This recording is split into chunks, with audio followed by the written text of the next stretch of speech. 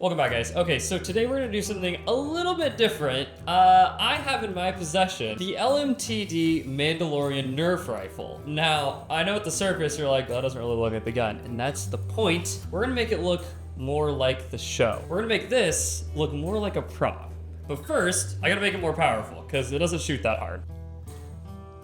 Okay, so first we gotta get these screw caps off, and the issue is they're molded in there. They don't just sit in there. So you've gotta drill them out. Unfortunately, these screws are pretty small, and even this first one as a test one, I almost stripped it. But I was able to come up with a pretty good system on how to do it. So use a drill bit about the same size hole, but poke it first with one of these small ones. Now the issue is that you can go a little too deep and strip the screw right off the bat with that smaller one.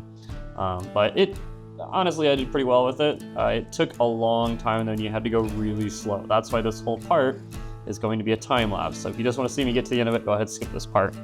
But yes, poking that hole definitely helped and worked as a guide to get that bigger screw bit in there.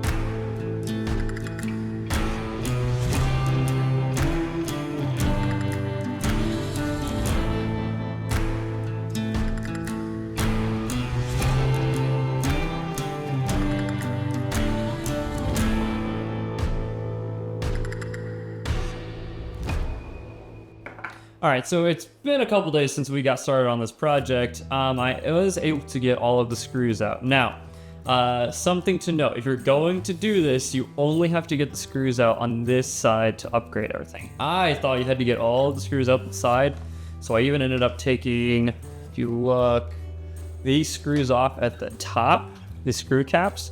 You don't need to. That's just for the barrel and everything, and I think it's just this plastic part, honestly, that these screws would keep on.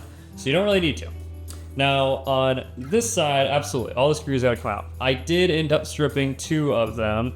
Now, here's the issue with this gun. It has these screw caps, and these are plastic bits that are just sunk in there. They don't come out. We're not supposed to, at least. I was able to find a drill bit that just was able to fit in there. And what I did was I took the smallest drill bit first, made a little made a hole, and that was able to give me basically a starting point for the bigger bit. And then once you're in, you've just got to go really slow and careful. You can see in the video that I'm going really slow when I'm doing this. So the two that I did strip out, honestly, they weren't that bad. So one, I was able to get the screw all the way out at least, and I'll find a new screw for it. And then the other ones, they're not as important. They will have screws by them, so I'm not too worried about it. I'll probably just end up gluing it. I don't think I'm gonna end up needing to take this gun apart again. Once it's off though, once you have all your screws off, it just lifts off. Do be careful. There are a couple pieces in here that are spring loaded and the springs do fall out. One little piece is right here under the trigger, or I guess it's over the trigger. So be careful, that will just slide out. And then there's a piece right above that. It's a white plastic piece, and at the end there is a screw, and that screw can jump out. I almost lost that screw twice now, so you gotta be really careful. Things to note too, the door for the top, that screw does have to come off. That one was probably one of the hardest screws to get out without stripping. So if you're gonna do this again, be very careful. You go very slow. This gun takes a lot of patience to take apart. What I've come to realize that if you're gonna do this, make sure the gun is in its loading position. So right now the loading position is when you put the bullet in the top of it, because this is a breech load system. Make sure that that is the way you've got it when you pull off the top. Now, the components inside, you've got your breech load system. If this falls out, it's super easy to get back in. What I recommend doing is taking pictures of this. I did take pictures of it as soon as I exposed it to see where all the bits went. So if something does fall, I can put it back in. But the system has prongs and everything, and you can see exactly where it loads in. I would say this is the chamber, the spring chamber. I don't really know the official name of it, but we're just going to call it the spring chamber for now. And this does come out. So what you can do is if you take those pieces out that I said to be careful about, again, watch that spring at the end here. It does have like a prong to keep it locked in. It just doesn't stay. So I'm gonna set that to the side. Spring is attached. Same thing with that spring inside there. It can fall out, be careful. Okay, so now that that's out, you can actually just pull out this. This slides off. And you will see in the pictures too, well, if you take a picture, you'll see that the way it's slanted, you want the slant to go down when you put it back in. And there's a little notch here, and that needs to be, basically if this is facing forward, you're in the right position. Now I haven't quite figured out how to get the spring out, so this is gonna get interesting. Okay, so it looks like at the top of the actual spring chamber, there is another smaller spring. Be careful, it looks like it wants to jump out at me right now. So it looks like this orange piece needs to come out, which I don't see any springs. Just be careful. It looks like there is one spring connected to it. I'm gonna go ahead and disassemble this part and see if I can't get the spring out.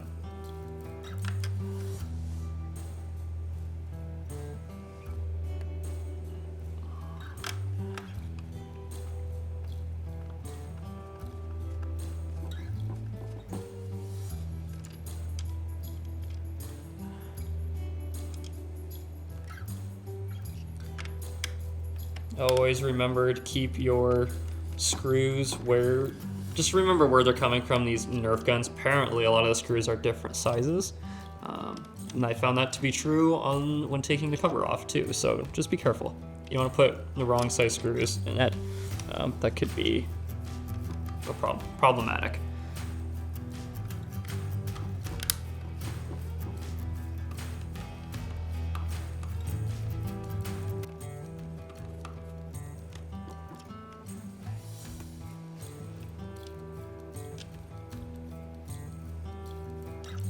Also, just a tip, if you are doing something like this, something I learned years ago is to make yourself just a little diagram. It only has to make sense to you, doesn't have to make sense to anybody else, but that's my little diagram. I keep the screws and I just push them through, and then when I go to put the gun all back together, I just pull them out and put them where I need them. Okay, so it looks like these screws are out. Go ahead, pull this up.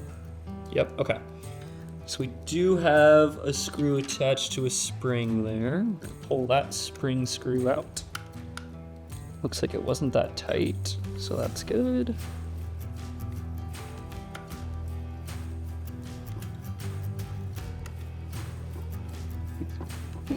Right.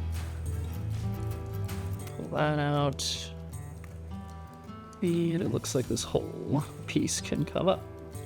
Yay, okay. So there's that screw or that spring I was talking about. You want to keep that in there. Remember that goes in there. Okay, so it looks like this whole mechanism should slide out now. There's that spring here at the bottom. Be real careful not losing those springs. Okay. Just gonna see, look, there's that spring I'm talking about. You don't want to lose that tiny one. And then this is the bigger one. So how do I want to get this one off? Okay, maybe it doesn't come off this way. Maybe I was a fool. Keep my finger on that spring.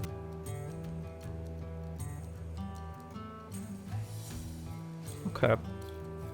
Well.